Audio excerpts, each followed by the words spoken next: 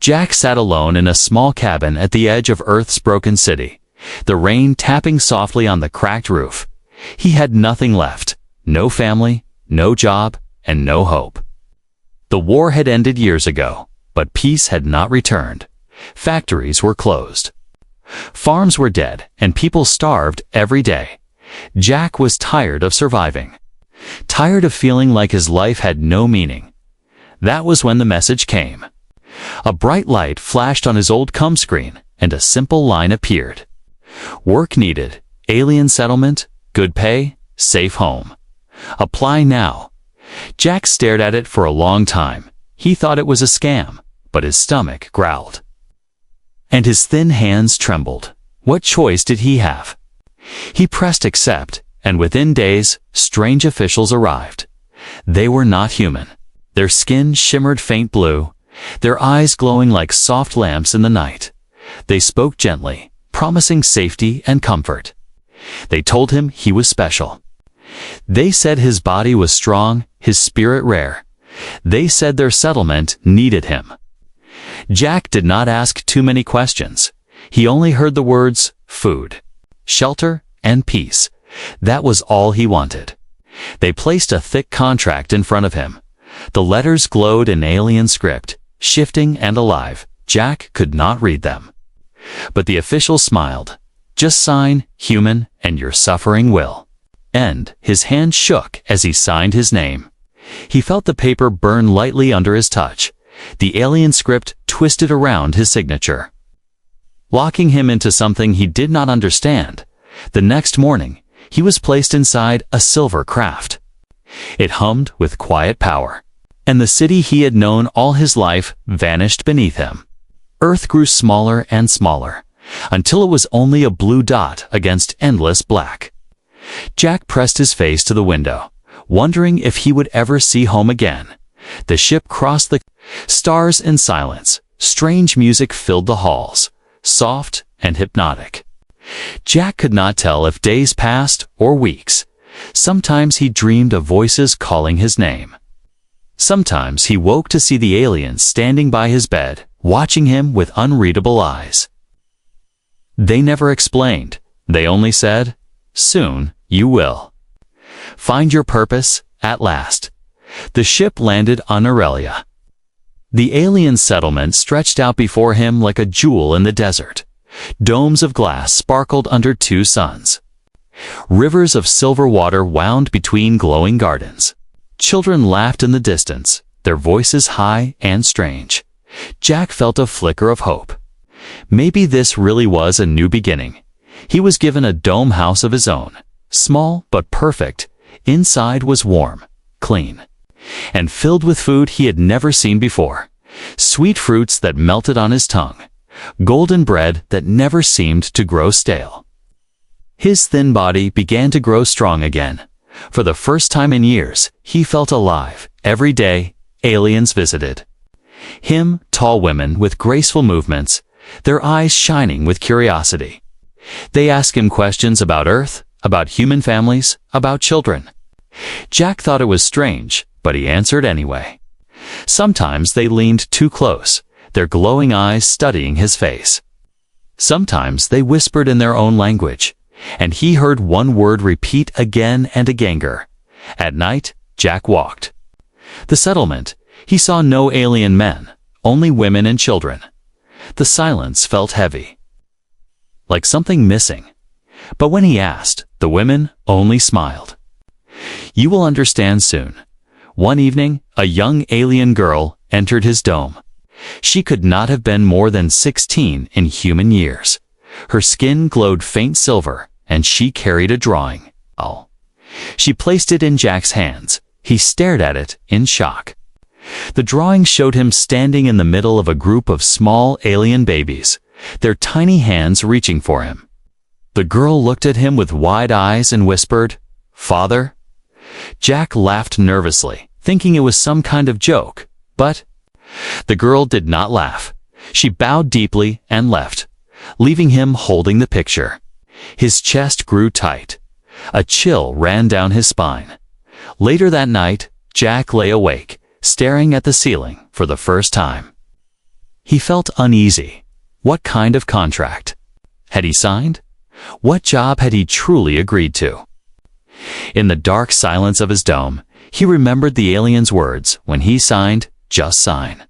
Human, and your suffering will end." But now, he wondered if his suffering had only just begun. Jack woke the next morning to soft light filtering through the dome's glass ceiling. For a moment, he forgot where he was. The bed was comfortable. The air smelled of flowers. And outside, he could hear laughter. Not human laughter, but high, echoing tones that made the skin on his arms prickle. He stepped outside and saw the settlement in full daylight. The alien village was unlike anything on Earth. Domes of glass rose like crystal mountains, their walls glowing faintly. Between them were gardens filled with silver leaves and golden flowers. Streams of water sparkled like liquid light. Children played in groups, running on long legs, their laughter ringing. Strangely, in the twin suns, Jack noticed something unsettling. Everywhere he looked, he saw only women and children. The women moved with grace, tall and strong, their hair flowing like strands of fire or water. Their glowing eyes followed him as he walked. Some smiled, some whispered to each other. He tried to find a single alien man, but there were none when he asked about it. The woman who guided him simply replied, "This is the way of Norelia. You will understand." Her voice was kind, but her eyes lingered on him too long, as if she was measuring him. Jack was shown the community halls, places where food was grown in strange floating orbs, and schools where alien children studied glowing tablets. Everywhere he went, the aliens treated him with respect, but also something else. Their smiles were too sharp, their questions too personal. Do humans love their children? One asked, "How many babies can a human woman have?" Another asked, "Do human men live long?" The questions unsettled him. Jack tried to answer politely, but he began to notice a pattern. Every question circled around families, children, and the way humans reproduced. It made him sweat, though the air was cool that evening. Jack returned to his dome. He was glad for the silence. But he wasn't alone for long. 3 women came inside carrying baskets of food. They placed them gently on his table, smiling as if he were a king. One leaned close and whispered, "Eat well, giver. You must stay strong." Jack froze. "Giver." He repeated. The woman only smiled wider. "Yes, the giver of life." The others giggled softly, and their glowing eyes locked on him. Jack felt his heart pound. He wanted to ask what they meant, but his voice caught in his throat. Later that night, as he tried to rest, someone knocked softly on his door. When he opened it, a young alien stood outside. The same girl who had given him the strange drawing. She looked nervous, her silver skin glowing faintly in the moonlight. She held out another picture. This one was clearer. It showed him again, surrounded by alien babies. But this time, one of the women was holding his hand. The girl whispered in a trembling voice, "They say you will save us." Jack swallowed hard. Save you from what? The girl's eyes filled with tears. She shook her head and ran into the night without answering. Sleep didn't come easy. His mind kept circling back to the strange questions, the drawing, the title giver, and the missing alien men. He turned on his side, staring at the glowing ceiling. Something was wrong here. Deeply wrong. The next day, he was invited to a large gathering. Dozens of women sat in a wide circle under a glowing tree. The air was filled with music that seemed to vibrate inside his bones. Jack was guided to the center of the circle. He felt the weight of every gaze on him. An older woman stepped forward. Her hair flowed like silver fire, and her robe shimmered like water. She lifted her hand, and the music stopped. Her voice carried, strong and clear, "Children of Norelia, our giver has come." The women bowed their heads, and the children clapped their small hands. Jack felt the air leave his lungs. He tried to speak, but his throat was dry. The elder continued, "We honor him, for through him, our future begins anew." A cheer went up from the crowd. Soft but powerful, Jack stood frozen in the center. His heart racing, he wanted to deny it, to shout that he wasn't who they thought he was, but the eyes staring at him were filled with hope. Desperate hope. That night, as he sat alone in his dome, the words echoed in his head. Our giver has come. The contract he signed was no longer a mystery. He was beginning to see the truth, and the truth terrified him. Jack woke to the sound of drums. At first, he thought it was thunder rolling over the alien desert. But when he opened his eyes, he saw a group of women outside his dome. They were dressed in glowing robes, their hair braided with silver threads. The sound of the drums came from the plaza in the center of the settlement. One of the women bowed to him. "The council calls for you, giver," she said softly. Her glowing eyes locked on his face. Full of reverence, full of something deeper. Jack's stomach twisted. He wanted to refuse, but he felt their stares pressing on him like invisible chains. They led him to the plaza. The space was filled with hundreds of women. Children clung to their mothers' robes. The air was heavy with a strange perfume. Sweet but sharp, the drums slowed, and the crowd parted as Jack was brought forward. At the center of the plaza was a stone platform. Symbols glowed on its surface. Alive with shifting light, Jack was guided onto it, and when he looked around, he realized he stood in the middle of a circle of elders. 12 tall alien women, their eyes brighter than the rest. Their presence was suffocating. One of them stepped forward, her voice deep and calm. "Human Jack, you are chosen." Jack frowned. Chosen for what? Another elder answered, "For life, for creation, for salvation. You are the giver of seed, the one promised to us." The words hit him like a blow. He shook his head quickly. "No, I came here for work, a safe home, food. No one told me this." The crowd murmured, the sound like a wave. The elders raised their hands, and the voices silenced. The leader fixed her glowing eyes on him. "Your contract was clear," she said. "Your body, your strength. Your seed, these belong to the future of Norelia." Jack's mouth went dry. He remembered the glowing letters twisting when he signed.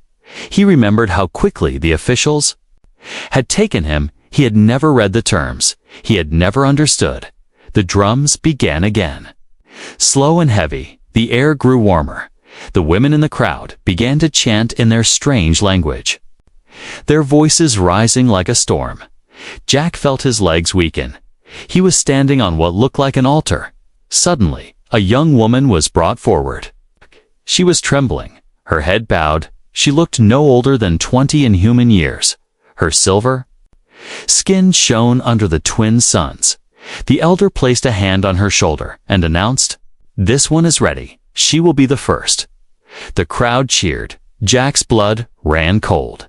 He stumbled back, shaking his head. "No, I can't.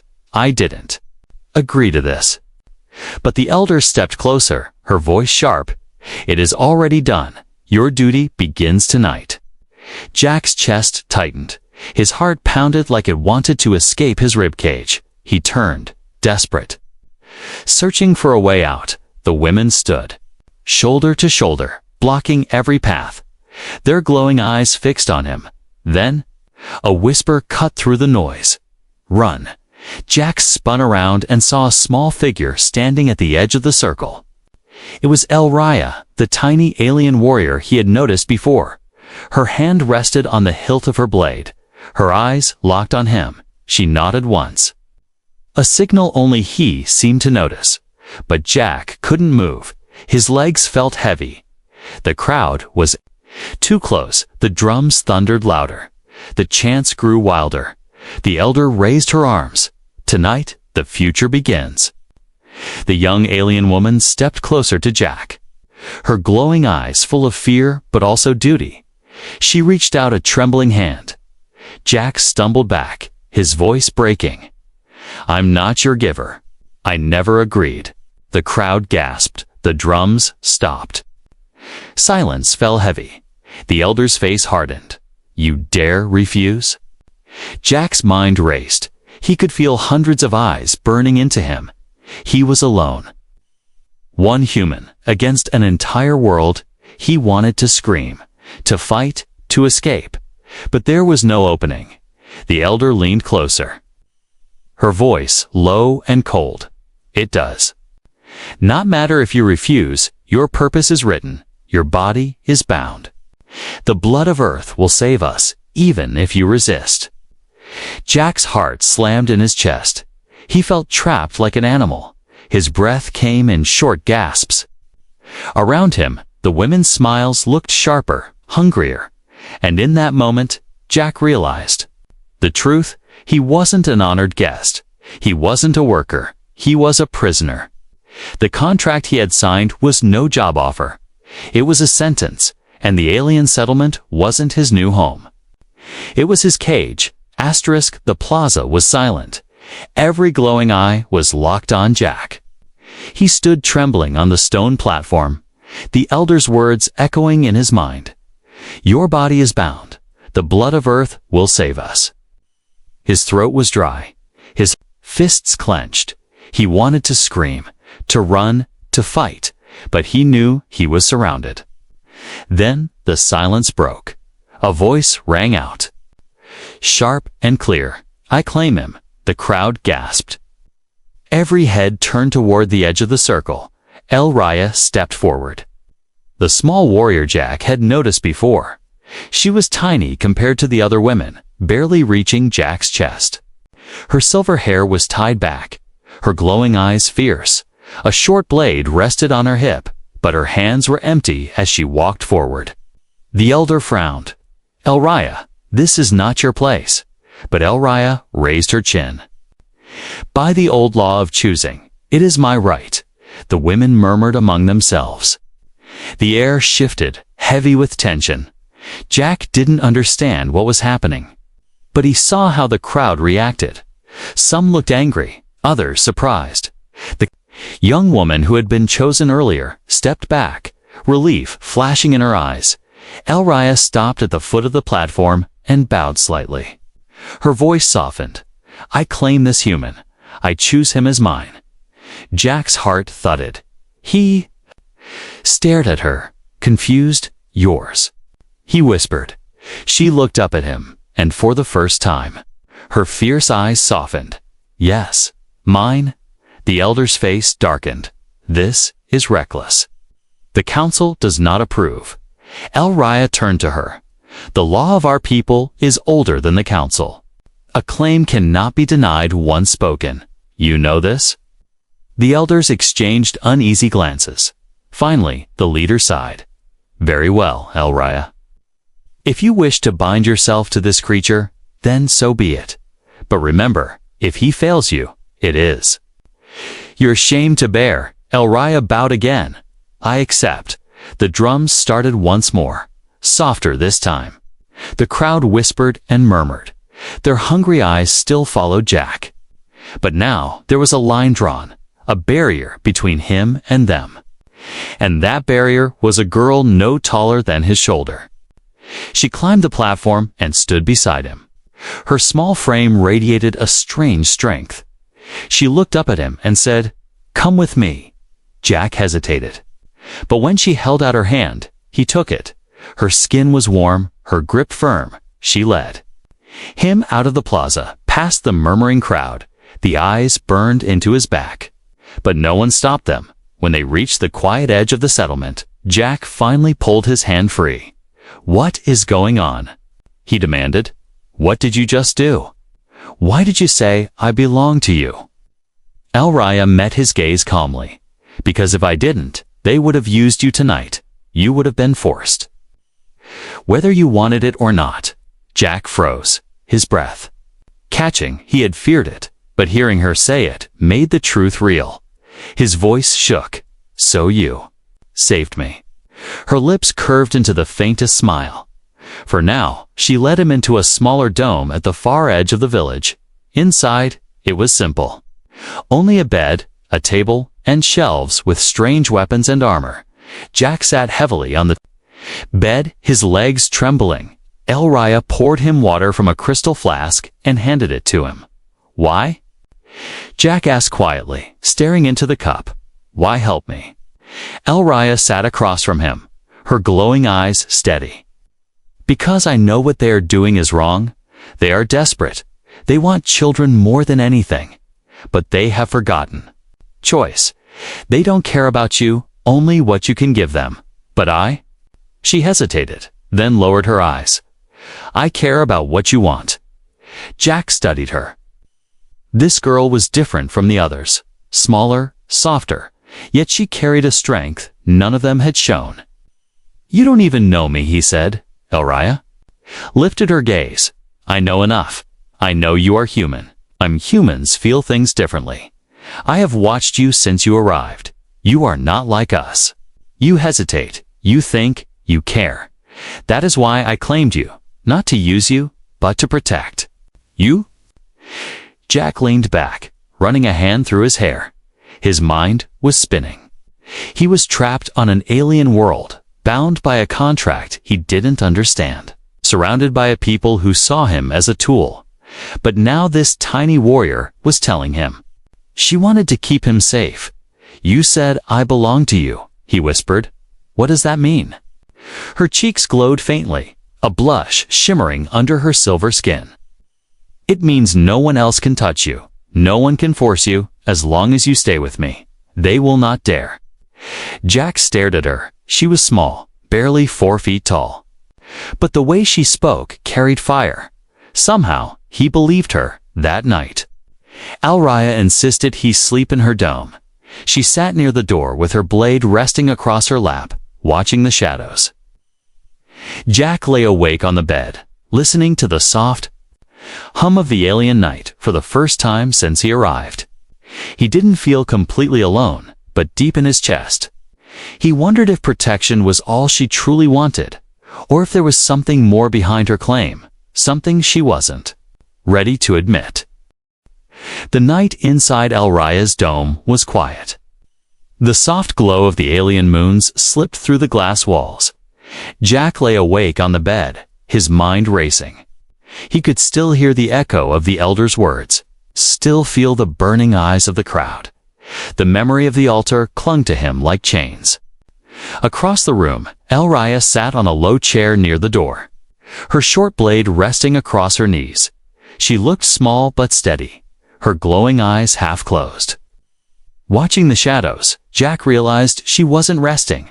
She was guarding him, finally. He broke the silence. "You don't have to do this. You don't have to watch me all night." Her gaze flicked toward him. "Yes, I do," she said simply. "They will come again if I sleep. They may try to take you. Here, you are safe."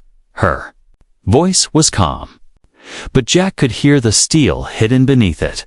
He rolled onto his side, studying her in the pale light. She looked so young, so small compared to the other women, yet when she spoke, he believed her. Hours passed, and Jack drifted into uneasy dreams. He woke before dawn to find Elrya still sitting there, still watching. He sat up, his voice rough. "Why do you care so much?" "You don't even know me." Elrya's eyes softened. She placed her blade aside and moved closer. "I do know you, Jack. Not your past, but your heart. I see it when you look at the children. You smile at them, even when you're tired. I see it when you answer questions. You're patient, even when they make you uneasy. You are not like us. You feel differently." Jack swallowed hard. "And what about you? You don't act like the others. Why?" Her shoulders stiffened, and her gaze turned away. "Because I lost someone, my sister.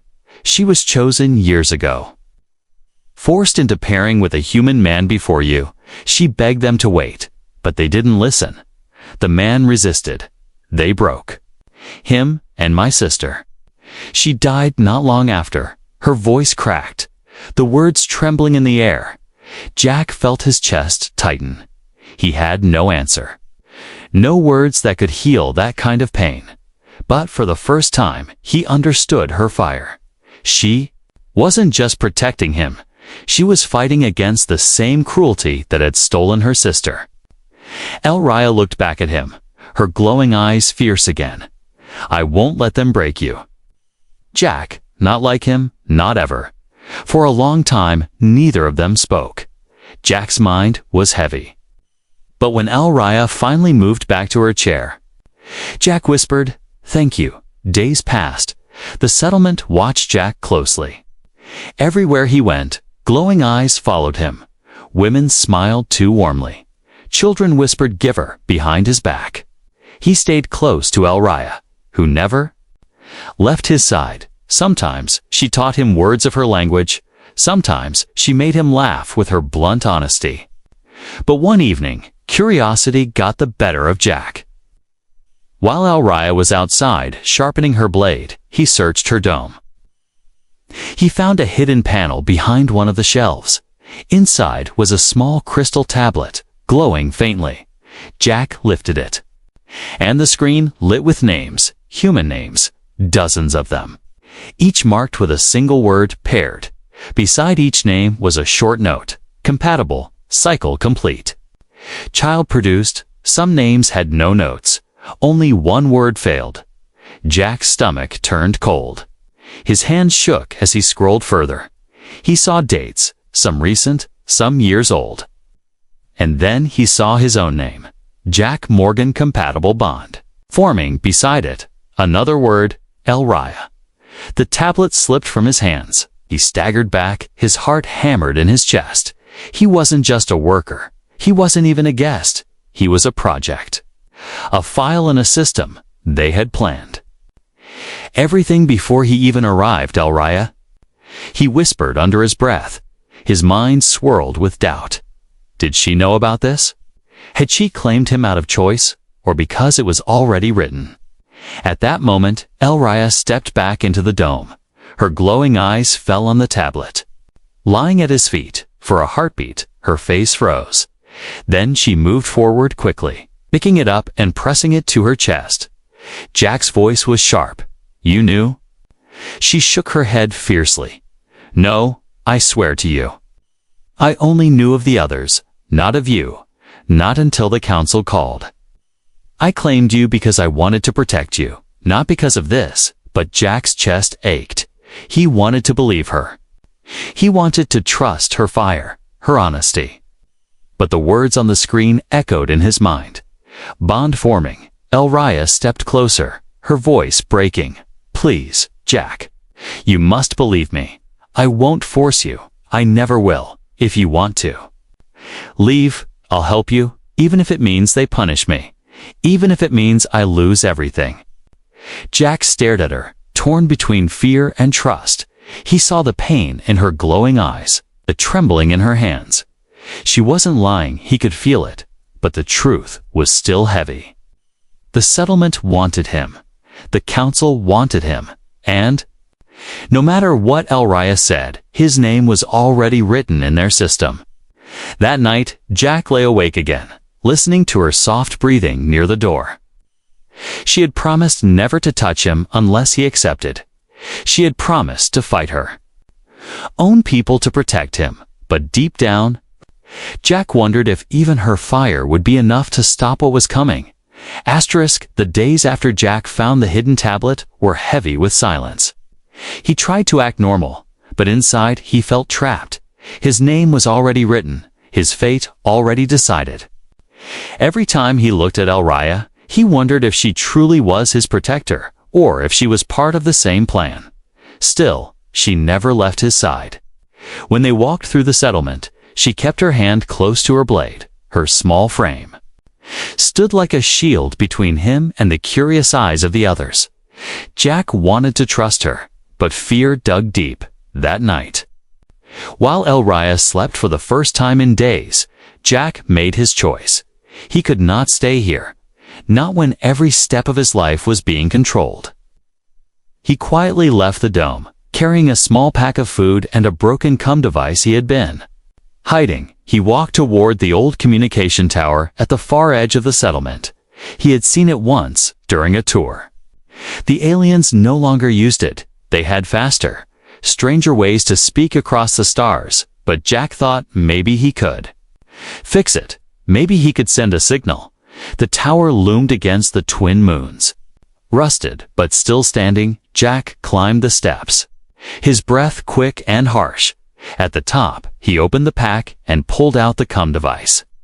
His fingers shook as he connected wires, sparks jumping in the cold night air. "Come on," he whispered. "Work just once." The screen flickered. A faint light appeared. He tapped a few buttons, and static filled the air. He tried again, sending a short message into the void. "This is Jack Morgan, human. Stranded on Aurelia. I need help, please." The static grew louder, then softer. He didn't know if the signal went anywhere, but hope, even small, was enough to make his heart race. Jack, the voice behind him made him spin. Elraya stood in the shadows of the tower, her glowing eyes fixed on him, her face unreadable. He stepped back, his chest tight. "I can't stay here, Elraya. I won't let them decide my life." "Not like this." She walked closer, slow and careful. "No," she said softly. "That's why I followed you." He frowned. "You're here to stop me." She shook her head quickly. "No, I'm here to help you. I knew you'd try to leave. I knew you'd choose freedom. And I swear, Jack, I'll never stand in your way." Jack stared at her, confused. "But if they find out, they will punish me," she finished. Her voice was calm, but her hands trembled. "I don't care. Better me than you." Jack's throat tightened. He had no words, only silence. Only a painful weight in his chest. Suddenly, alarms rang through the night. A sharp, rising howl echoed across the settlement. Lights flared in the distance. The COM device sparked again, louder this time. The signal had been traced. Go. Elraya grabbed his arm, dragging him down the steps. Her small body moved with fierce strength. "They'll come for you. We must move now." They ran into the desert, the sand glowing faintly under the twin moons. Behind them, shadows moved Dalian scouts. Fast and relentless, Jack's lungs burned, his legs screamed, he stumbled. But Elraya pulled him up again, never slowing. She was small, yet her grip was unbreakable. Her eyes glowed like fire as she shouted, "Faster, Jack." But the scouts closed in. Within minutes, they surrounded them, their tall forms glowing faintly, their weapons drawn. Jack raised his hands, his chest heaving. He was ready for chains, ready to be dragged back. But the scouts did not strike. Instead, they bowed their heads, their voices trembling. "Please," one whispered. "Don't leave us, Giver." Jack blinked, his anger turned to shock. The scouts weren't soldiers, they were desperate. Their eyes were wet with tears. Their hands shook as they reached for him. Not to bind him, but to beg him.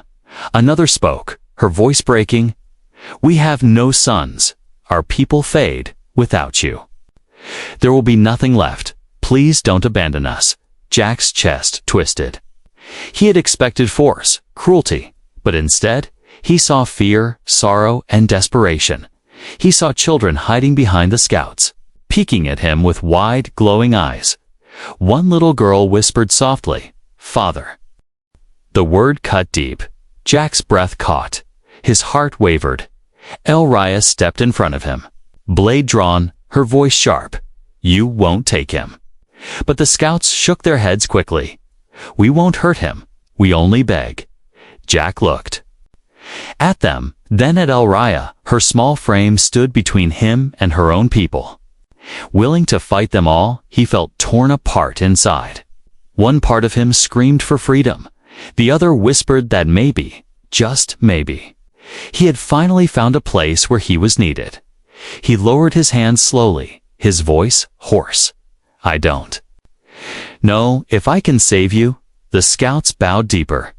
"Even trying is enough." Elraya turned to him, her glowing eyes filled with fear and something else, hope. "Jack, You don't have to decide now, but you can't run from this forever." Jack stared at the children's faces, the word father still echoing in his ears. He realized the choice wasn't as simple as escape anymore. It was about what kind of man he wanted to be. And deep inside, he feared that whatever choice he made, there would be no turning back. The desert was still. The only sound, the soft cries of the alien children.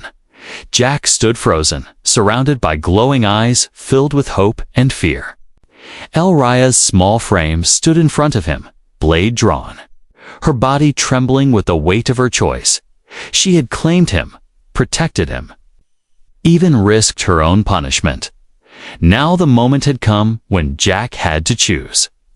He looked at the scouts, at the women who knelt before him.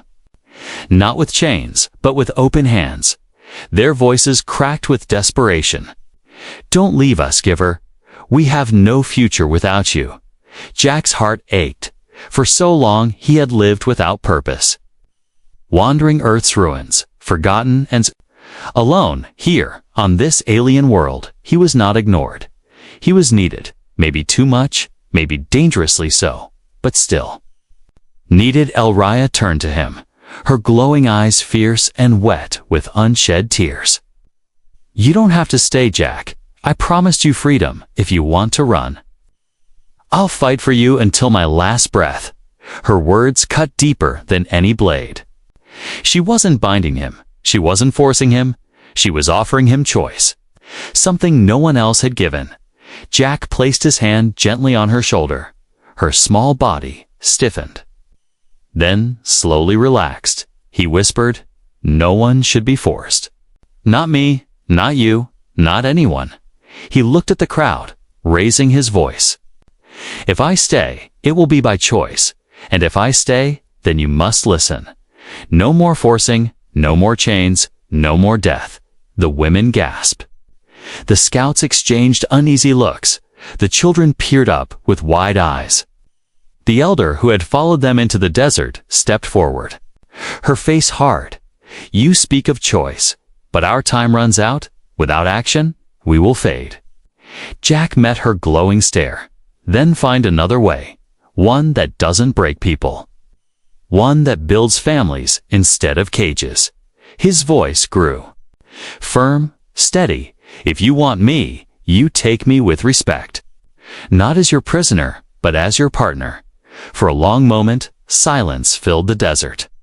The elder's gaze burned into him, but finally she bowed her head. "If this is the price for survival, then so be it." The scouts lowered their weapons. The children smiled shyly.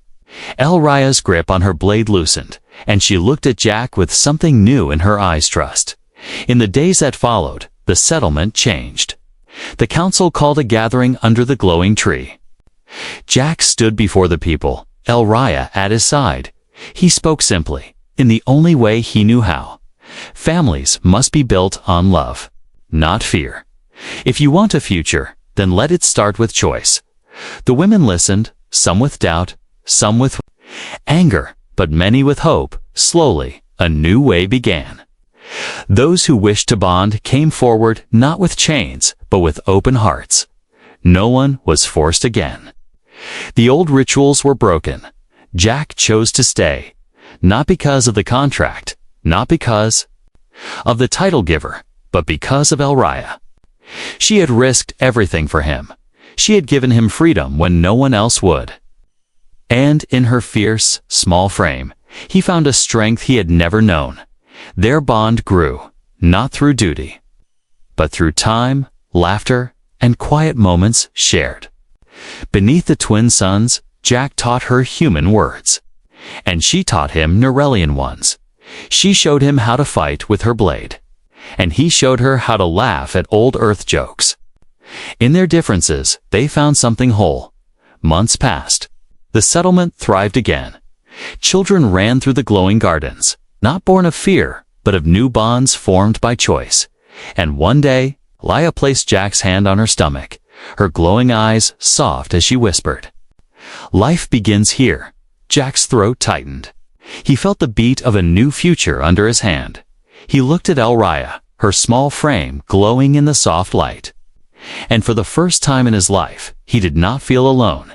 He felt part of something greater. The council honored him not as a prisoner, not as the giver, but as the man who changed their people. The title given to him was Nutha, Partner of Life, as he stood in the plaza, children's laughter ringing in his ears. Jack whispered to Elraya, "Maybe I wasn't brought here to save you. Maybe I was brought here so you could save me." Elraya smiled, her hand slipping into his. And for the first time since Earth, Jack felt peace, not the peace of escape, but the peace of belonging. The alien settlement was no longer his cage. It was his family.